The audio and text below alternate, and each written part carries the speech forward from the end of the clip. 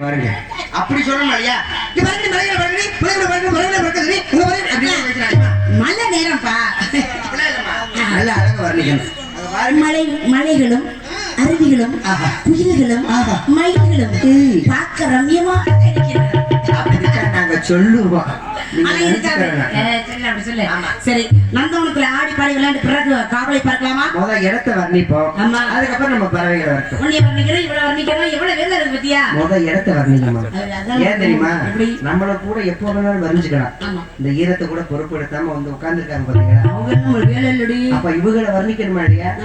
நீங்க வெள்ளிமணி கிண்ணத்தில நல்ல நல்ல சந்தனம், வெள்ளிமணி கிண்ணத்தில நல்ல நல்ல சந்தனம் தான், சந்தனத்தை தொட்டதுமே நெஞ்சுக்குள்ள தந்தனம் தான்.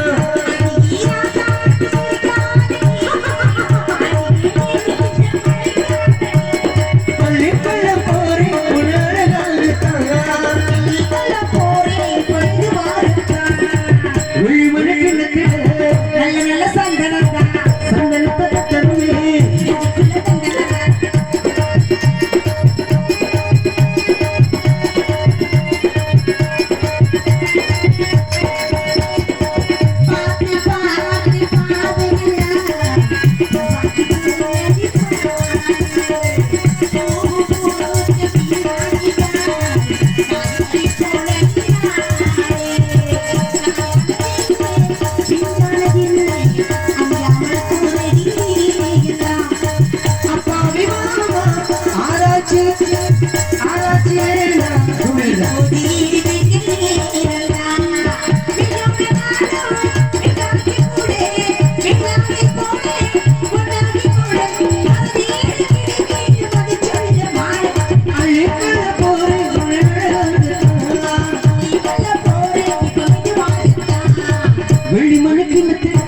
நல்ல நல்ல சந்தனம் சந்தனத்தை தொட்டதுமே